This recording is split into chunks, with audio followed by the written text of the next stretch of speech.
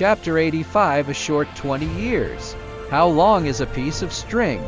That's a silly question and probably would get a silly answer. How long is 20 years?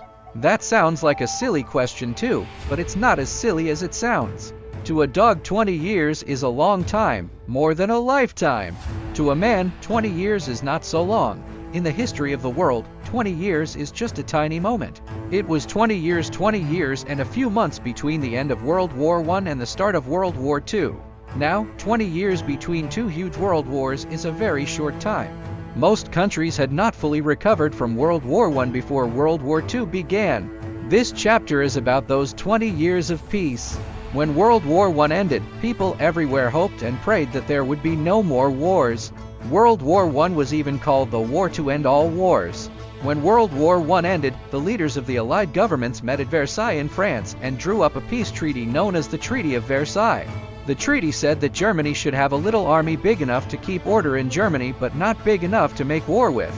There were to be no army or navy airplanes in Germany, no army tanks, and no submarines. The treaty also said that Germany would have to pay large sums of money to the Allied nations to help pay for what it had destroyed in the war.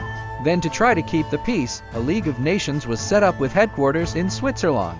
The greatest invention I can think of would be something or some way to keep wars from starting. People hoped the League of Nations would be the great invention that would keep wars from breaking out. Each country was to send men to act for that country at the meetings of the League. When war threatened, the League would warn the warlike country and ask it to bring its case before the judges of a world court and let them settle the trouble there instead of having the question decided by war. The League of Nations tried, but it didn't succeed. There were several reasons for this. One was that the United States decided not to join the League. The United States did not want the League to be able to say when the United States would have to send soldiers to help stop another country from making war in case war started in spite of the World Court's decision. Another reason that the League didn't work was that there was no way it could make nations do what it told them. It could only ask that the nations do what it wanted them to do. It could not make them do it. A sign may say, "Keep off the grass." If you walk on the grass in spite of the sign can't stop you, but a nearby policeman can. The League of Nations was like a keep-off sign without a policeman. Never before, I suppose, did so many people hope and pray that wars could be stopped. Other ways to stop wars, besides the League of Nations, were tried too. People thought that if nations were not so heavily armed, it might help. The countries with the biggest navies held a conference in Washington and agreed to limit the size of their navies. People thought too that if all the countries of the world solemnly promised not to make war, it might help. So an anti-war treaty was made. More than 50 countries signed this treaty and promised to give up war.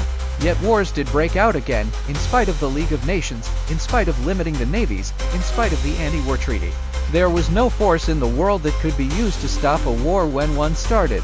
When a building catches fire in a city, someone calls the fire department.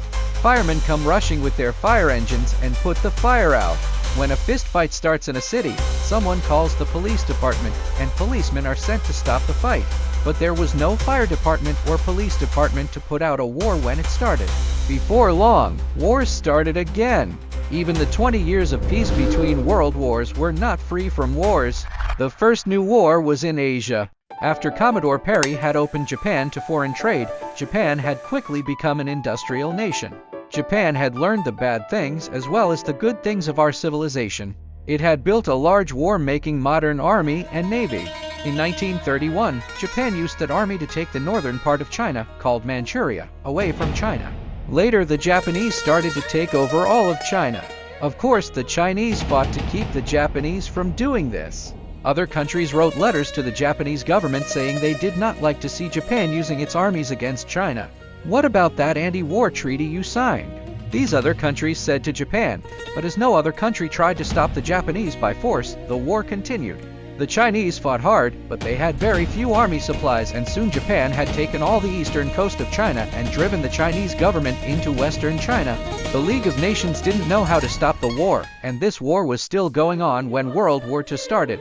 While this was going on in Asia, another war had started in Africa. The Italian army marched into the ancient country of Ethiopia. Ethiopia was the same country as the ancient Axum.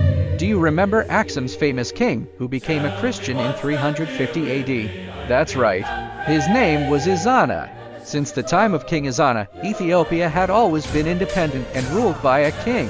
Italy had tried to conquer Ethiopia 50 years earlier and had failed.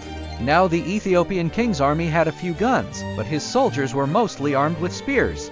The Italian army used airplanes, bombs, artillery, and even poison gas, and so it soon conquered the Ethiopians. Then a civil war broke out in Spain in Europe.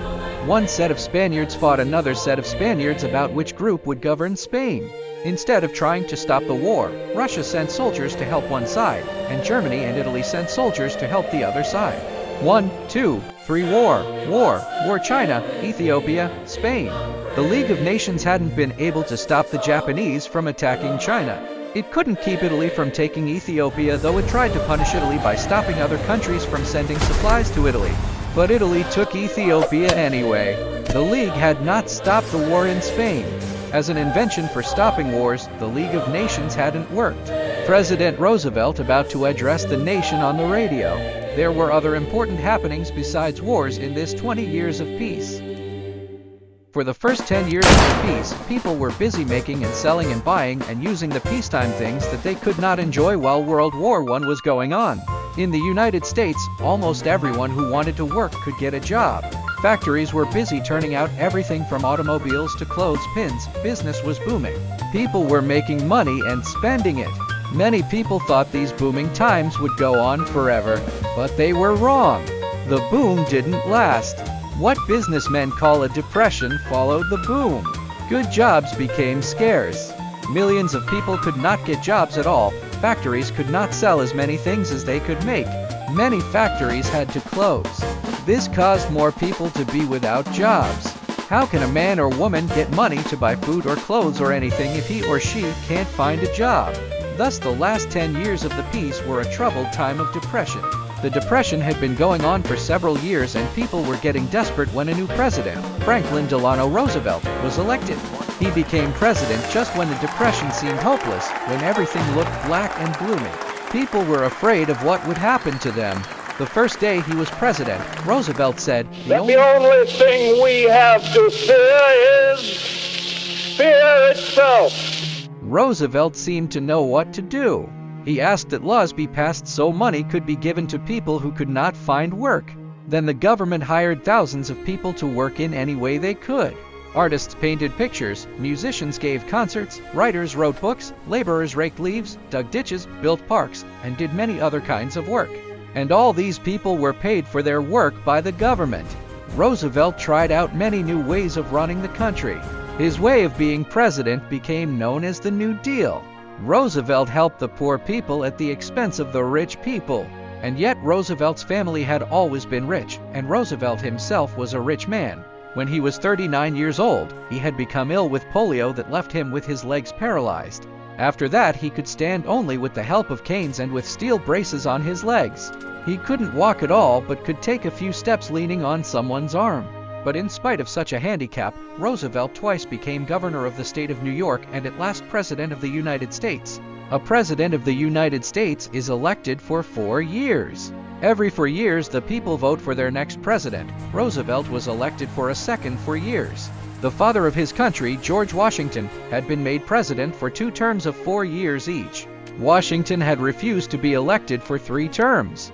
Since George Washington had refused a 3rd term, no president had ever been elected 3 times. But when Franklin D. Roosevelt's 8 years were up, he became president a 3rd time for 4 more years, 4 years longer than any president had been before. And when 12 years were up, Franklin D. Roosevelt was elected president a 4th time.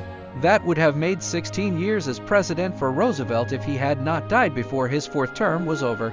Roosevelt was president from 1933 to 1945. No other man had been president more than 8 years, nor been elected more than twice. Roosevelt had been elected 4 times in a row. Roosevelt wasn't able to stop the Depression right away. He did show people that everything wasn't hopeless, and he did keep people from going hungry and perhaps starving, but it cost the American people millions and millions of dollars. Before Roosevelt's 3rd term had begun, the 20 years of peace were over. World War II had started in Europe. The people of the United States hoped their country could keep out of this war, but Roosevelt felt that America might be attacked even though the war was far away across the ocean. He led the country into getting ready for war in case it came to us. And when we were attacked, Roosevelt led the country through the war to victory against Germany, Japan, and Italy. He died a month before the Germans surrendered. 20 years of peace, 20 years of an invention to stop wars that didn't work, a boom and depression, and then the biggest and worst war of all. How long is 20 years? It was a short time indeed between two world wars.